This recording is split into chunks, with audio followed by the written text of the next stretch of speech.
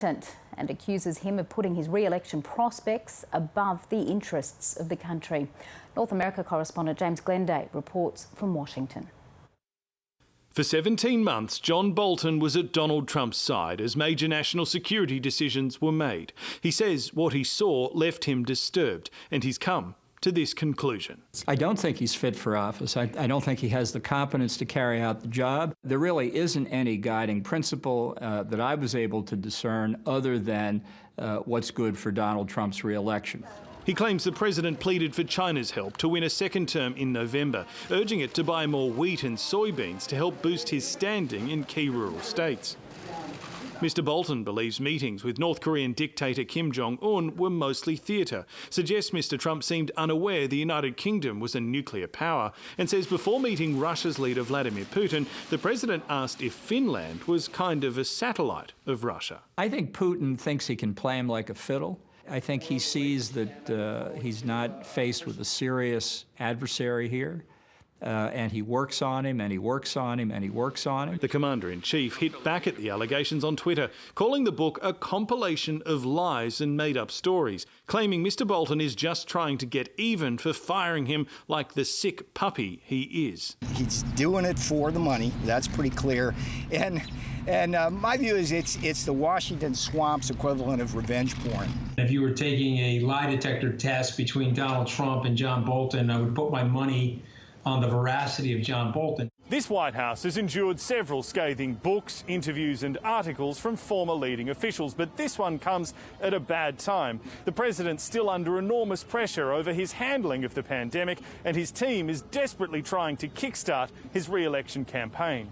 This morning, they suffered their second legal blow this week. Demonstrators celebrated outside the Supreme Court after it ruled the administration's effort to end a program that protects hundreds of thousands of young undocumented immigrants from deportation was illegal. I think it's the best outcome we could have gotten today, but I'm nervous about November and the possibility of Trump being re-elected.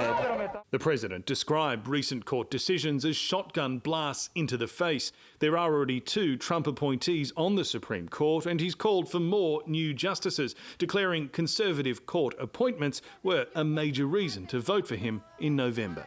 James Glenday, ABC News, Washington.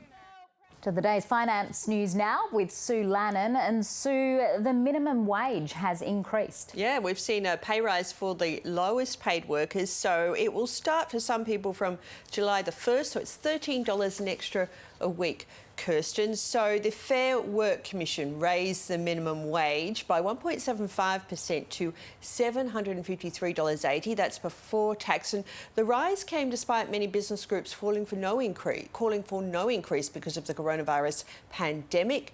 The increase will bring the minimum wage to $19.84 an hour. So starting between July and February.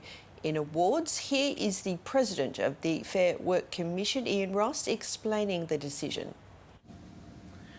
The majority of the panel accept that the economic considerations we are required to take into account weigh in favour of greater moderation in terms of the outcome of the review.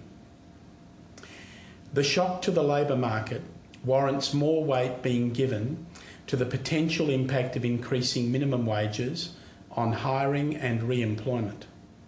Now, Sue, the ABC underpayment case has been finalised. Yes, ABC, one of many companies that underpaid staff. This follows a worker taking a case with the Fair Work Ombudsman. So now the ABC's finalised the case. They've backpaid more than 1,800 casual staff, almost $12 million after an investigation into staff underpayments. So the Fair Work Ombudsman says that under an enforceable undertaking, ABC will also pay a $600,000 contrition payment. An independent expert will audit the ABC's workplace compliance systems over the next 3 years. It was ABC found to have underpaid casual staff over 6.5 years. So the repayments include interest.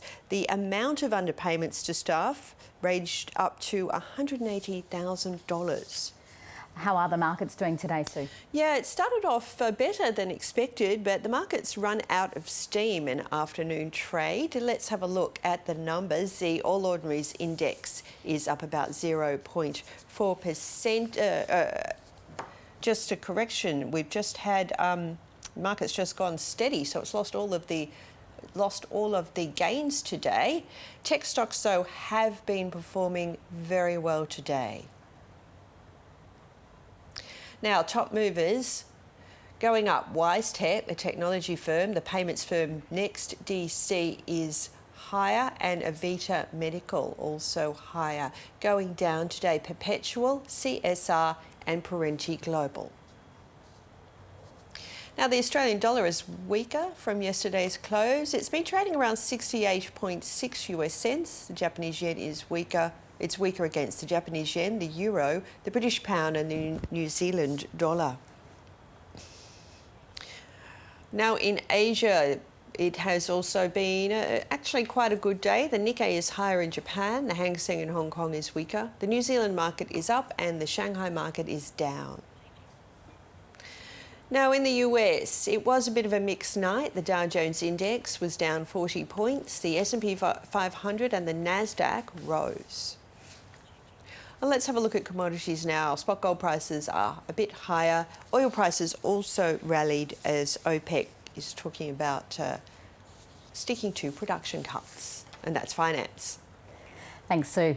A group of young Queenslanders and rural landholders have appeared in Queensland's Land Court in a landmark legal case against businessman Clive Palmer's proposed mega coal mine in the Galilee Basin. It's the first time a coal mine in Australia is being challenged on human rights grounds. Our reporter Francine Norton was at court for the hearing. There are more than 30 objectors to Clive Palmer's Waratah coal mine. They're objecting to either the mining lease or the environmental approvals applications for the Galilee project near Alpha, which has been a decade in the making. Waratah Coal has been granted exploration permits as well as a mineral development licence. Now, 7 of the objectors to the project are active in the hearing process, and they're a diverse bunch. They include landholders and conservationists, as well as young people from the group Youth Verdict. They say that the mine threatens their human rights because of the impact of climate change on their future. And they're using a human rights law which came into effect in Queensland only this year. We know that the mining and burning of coal causes the climate crisis, exacerbating severe weather events like bushfires, floods, droughts and heat waves. Not only will this mine serve to threaten my life and the lives of future generations, but it will also destroy precious natural resources in Queensland like the Bimblebox Nature Refuge. Bimblebox is a unique place in Queensland. As a nature refuge, it protects thousands of plants and animals. It is irreplaceable and it should not be destroyed for a polluting coal mine. It's shameful, really, that our Queensland government is selling out on its protected areas. We simply don't have enough protected area to do that. It's early in the land court process. Today, legal representatives set out the pre-hearing steps, with the main hearing not due to be heard until mid-next year.